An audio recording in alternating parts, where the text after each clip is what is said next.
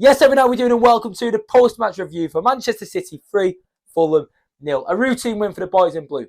Great first half, little bit of a lackluster second half, but hey, as I said, routine. We're going to need a lot more wins like this. 12 more games to go. Job done for game week 1. Job done. Over to Arsenal now. But as far as City, I'm more than happy with that. I'll take that, 100%. Now look, before I probably get into discussing the game, if you've not already, subscribe to the YouTube channel. I'm trying to reach 1,000 by the end of the 25-26 season. I'm like 1 or 2 away from 900. So listen, we're nearly 90% of the way there. So if you've not already, subscribe to the channel. If you've not already seen my matchday vlog for yesterday's game, go and give it a watch. There is one out now on my channel. Without further ado, let's talk about this game. Come on, City. Now look, I'm happy. I am happy, as you can imagine. We won 3-0. Of course I'm happy. But look, off the back of yesterday's game, there's been a few complaints from certain fans here and there, not too happy with certain things, but I'll get to them when the time comes. I want to do it in order, as I always do. And coming into yesterday's game, I was confident, as you can imagine, off the back of that fantastic win away at Anfield. On top of the world I was, and I still am, to be fair. Forget Fulham. We won at Anfield. Come on. No, but I was confident. Of course I was. You know, the task winning at home to Fulham compared to winning away at Anfield is light and day. No disrespect to Fulham. But coming into it, we already had the longest ever winning streak between two Premier League clubs in the history of the Premier League, City and Fulham. We have beaten them coming into the game 19 games in a row in all competitions, 16 games in a row in the Premier League. We've now made it 20 in a row and 17 in a row. It's ridiculous, ridiculous stats. So, of course, we're meant to be confident. It's probably the biggest game where you can be most confident of the season looking at them stats, can't you? So, I thought we'd win. I had no doubts over the win. I was excited to be back at the Etihad. And, it was a good day. It was a good game. You know, we started off fast, started off firing, playing some nice attacking football. Semenyo, Phil Foden played well. Erling Haaland looking lively in the midfield, looking like Nico O'Reilly looking excellent in that midfield. Both the fullbacks very involved in the game.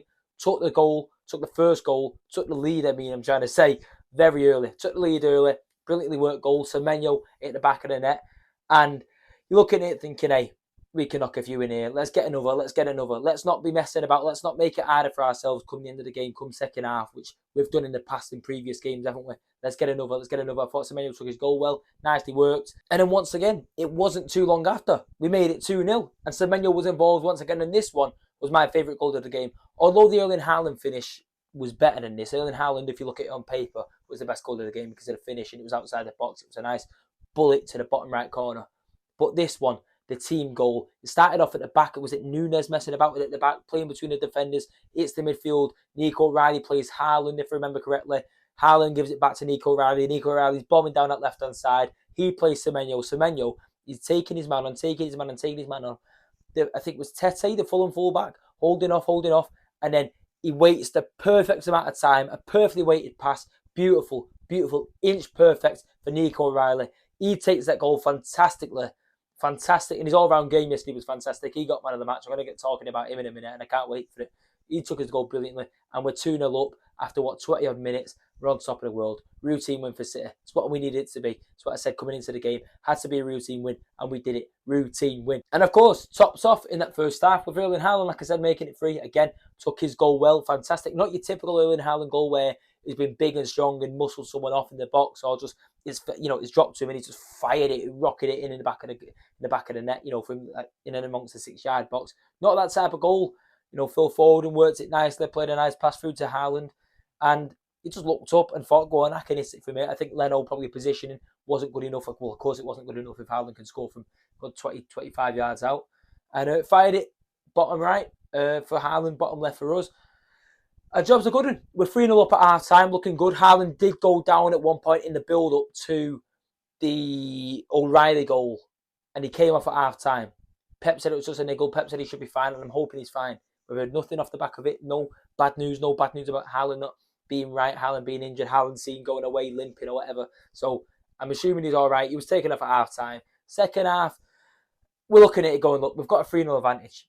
And I was thinking, I'd like to see City go and blow Fulham away, win by a good 4 or 5 or 6 goals, like the City of old would have done, like the City of old would have non-stop just went for it, bombed on, players flying forward, trying to get that goal difference as high as possible. It's what we've done in the past, but we approached it differently. And I suppose it isn't the wrong way of approaching it. I'm more than happy with a clean sheet. I've done a run with my FPL as well, so he's ready, winning 7 points, save bonus as well. Yeah, what? But it was a different approach to what I think an old City team would have done, where we would have probably won 6-1 but conceded.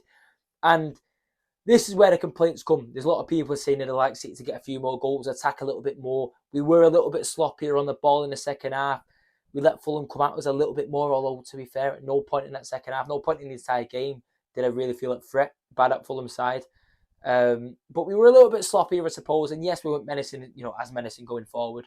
But we got to rotate. We took a few players off. We took Haaland off. Marmoush came on. Reinders came on. We see Kusanov play at right back, which I've been wanting to see. No disrespect to Nunes either. I prefer Nunes at right back, but I want to see them both play. I think depending on the opponent, we could do with Kusanov at right back from time to time, especially with the addition of Gayher, with Diaz being back fit.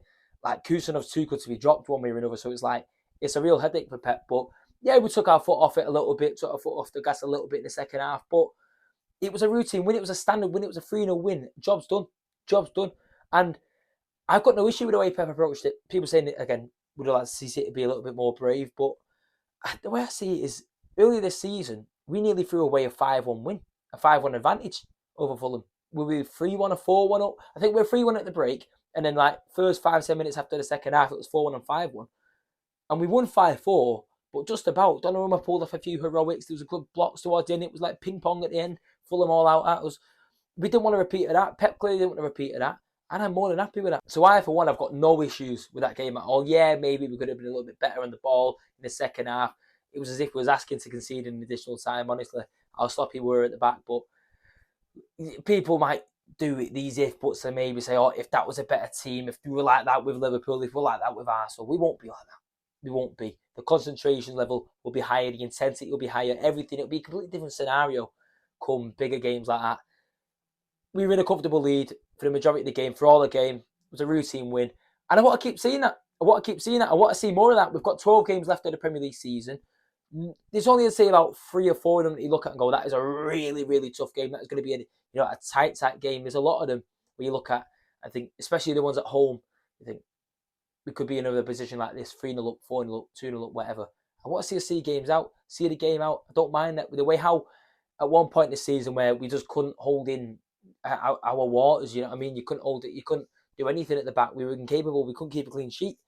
So now see us get these clean sheets, defend like that. Gayher, the addition he's made at the back, Donnarumma being solid as always. I've got no issue with it. I know it might not be the most exciting thing to watch in the second half, and I, for one, can't say I was excited in that second half. I was just stood there with that stupid leak over South Stand, getting me wet, dripping on my head, dripping on my coat, dripping on my head, dripping on my coat, dripping on my head, dripping on my coat. It was awful. But we won. So I left the stadium a very, very happy man. Now look, there's a few players I want to give a mention to. And the first one we may as well talk about in the man of the match, Nico O'Reilly. I love seeing Nico O'Reilly in this football team. I love it even more when I see that he's starting in the midfield. When I see Aït-Nouri at left back, it means I know that Nico O'Reilly is in that midfield.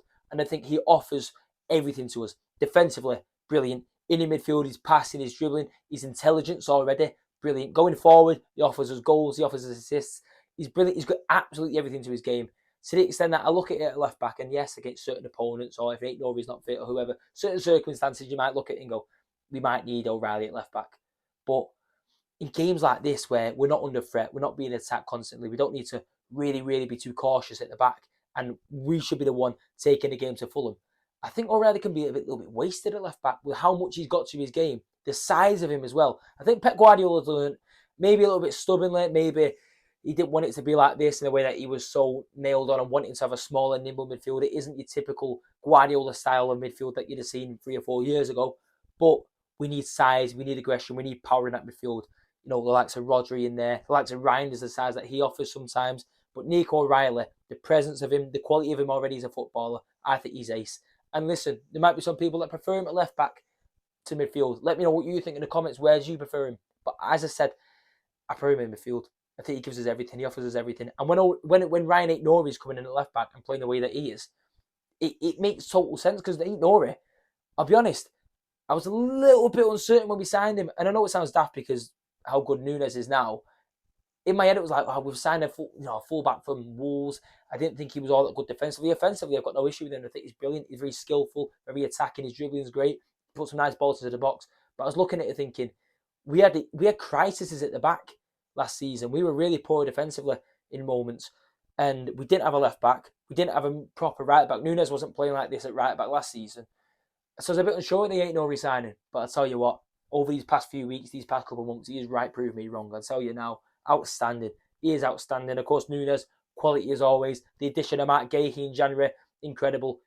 Him and Diaz, they're very similar, I think. They're both very complete defenders, both leaders, both the way they throw the body in front of things, the blocks, the interceptions, the tackles. They like to go to ground. I love it. I absolutely love the pair of them. I think they're brilliant. I think they're a brilliant centre-half partnership. And when everyone's fit, I know there'll be a lot of games, so when I talk about these headaches, it doesn't really matter all that much because there's going to be so many games of football every season, with City competing on all four fronts pretty much every season. But when we've got Gvardiol back, when we've got Kusanov, Ake, if he's still here next season, Matt Gahey, Diaz, honestly, who's our best two? You don't know. We don't know. But at the minute, I am loving it. And I know it might be sounding a little bit harsh, dropping Kusanov with the form he's been in. And I thought even off the bench yesterday, he was really good.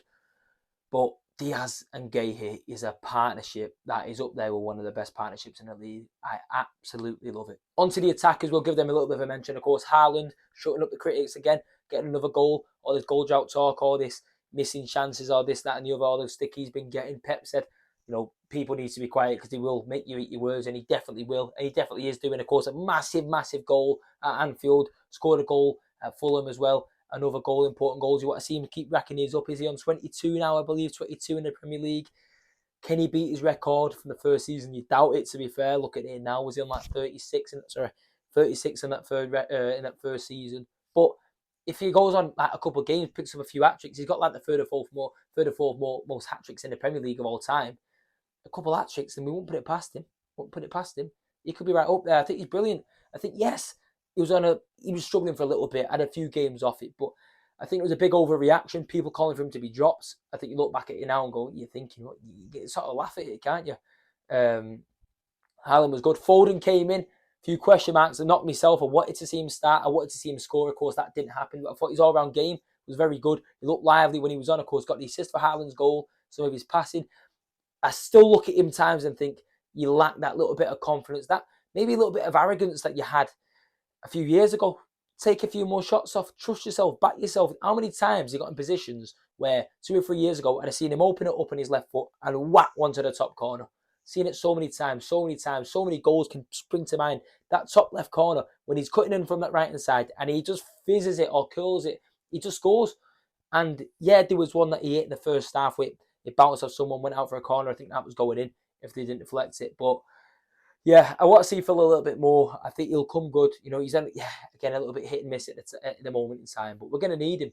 A top Phil Foden, a firing Phil Foden, has proven, especially in that 23-24 season, is good enough to win City a Premier League title. He was our best Premier League player that season, sorry. So yeah, I want to see more of Phil. I think it'll come good, and I was impressed with his performance. That's the more Phil I want to see. And as far as it comes to the players, the last one I'm going to mention now is Antoine Semenyo. I made a video on TikTok about him, saying about the start to life he's had at City, and there were people doubting that signing. I had no doubts over that signing, but there were a lot of people that did, thinking, Semenyo, yes, he's scoring in the Bournemouth side, but is he the right fit for Manchester City? Pep Guardiola don't like these direct players. He don't like these players who want to take a man on. He wants people to pass it sideways and backwards. It's quite funny, isn't it? Because every game Semenyo's been available to start for, he's started.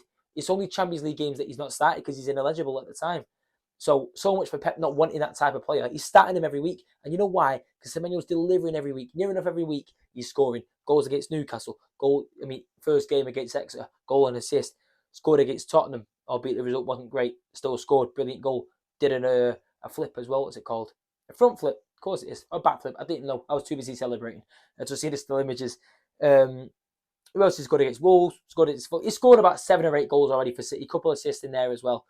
He's brilliant. He's absolutely fantastic. I think he gives us a new option, in the size of him, the presence, the pace. Because the thing is, I know Doku takes people on as well, but I feel like they're quite different. As much as they're both pacey wingers who like taking the man on, I think they both offer something very different from one another. They're both great options. I love them both. And Doku, has to be fair, when's he coming back? That can't be far away now. We can't be far from a Doku return. I have to wait to see what Pep says tomorrow because I want to see him back. I love him. Because even then, I feel like Pep's doing something with Semenyo that he's been doing with Doku in. And he did it a lot at Anfield, playing him in the middle. Having Semenyo make runs down the middle where, because of how good he is at beating his man, how tricky he is, how difficult he is to defend, and how both-footed, especially Antoine Semenyo, is so good on both feet. Scored goals already for City with both feet. You've got no idea which way he's going to go. So when he's making the runs down the middle, him or Doku, they're both impossible to defend against. I think they're both massive for us, and I'm excited for the rest of the season. I think he is a signing that genuinely could be the difference between City winning the title, winning the Champions League, winning massive trophies, and not. He is that good. He adds that much to his game. He's the third highest scorer in the league. He's hit City like a roof on fire, house on fire, whatever you want to say. And I think he's brilliant. I think he's absolutely brilliant. And now look, what does that mean for Man City's hopes of winning the Premier League title? Of course, we closed the gap to Arsenal to 3 points now. But they play in about an hour and a half time, 2 hours time. I'm going to get this video up. I did a poll on my Instagram to say, when do you want this video up? I was either going to film a video about this and maybe talk on the Salford game a little bit tomorrow, but put them all in one and wait till I see how Arsenal got on. Because if Arsenal, fingers crossed they do as well, if Arsenal draw or lose, my joy, my upbeatness and my happiness coming into this and the confidence for the future games will be sky high. I'll be buzzing. No pun intended, playing Brentford. But I thought, should I wait till tomorrow or should I put it out? So I thought, go on, I'll stick it on an Instagram poll. More people said post it today than tomorrow. Some people messaged and said just to make 2 videos. And you know what? I think I am going to make 2 videos because tomorrow I'll make a video about the Salford game coming up on Saturday, and we'll touch on the Arsenal game and what it could mean for the Premier League season. But as things stand, with 3 points behind Arsenal, they've got the game in hand. You would expect them to beat Brentford, but the form Brentford are in, they're doing very well. I think they're 7th or 8th in the table. I'm glad they're a team that we've already got that away. They've done Brentford away. Already ticked it off. Already done it. They cashed their minds back to that. That was a tough game. Gritty 1-0 win. Donnarumma pulled off a big save late on. If they can challenge like that against Arsenal, they've definitely got a chance of getting something out of it. But yeah, I'm going to leave it there because, as I said, there's no point me going overboard saying, oh, if this happens with Arsenal, if that happens with Arsenal, because tomorrow afternoon, to evening-ish, I'm going to be making a video and filming it and posting it for you to talk about the Arsenal game, the Premier League title race, and Salford in the FA Cup. And that is where I'm going to leave it. Feels like I've not actually spoken that much other than the Fulham game. But as I said, don't want to waste your time. Don't want to waste my time. Don't want to waste anyone's time. Fingers crossed, Brentford get the job done tonight. Up the bees. Buzz, buzz, buzz. Buzzy Blues. Whatever. Keith Andrews. Sort us out. Thiago, sort us out. Kelleher, don't be conceding. Nathan Collins, whoever. Have you got any Brentford players? Paul Dickov's son. He's in the Brentford Academy. Go on, Dickov. Let's get the job done. Anyway, thank you for watching. As I said, subscribe to the channel if you're new or if you've not already. Nearly at 900. About 100 away from 1,000. That is my aim by the end of the 25-26 season. That has been the aim since the start of this year, to be fair, when I was a few hundred off. But that Liverpool result has sort of skyrocketed me up. So I think it's more than doable, especially if you're a subscriber. So please do. Thank you for watching. Hit a thumbs up on the video if you've enjoyed it. Let me know your thoughts on anything in the comments. And yeah, I'm going to leave it there anyway. Thank you for watching. Go City!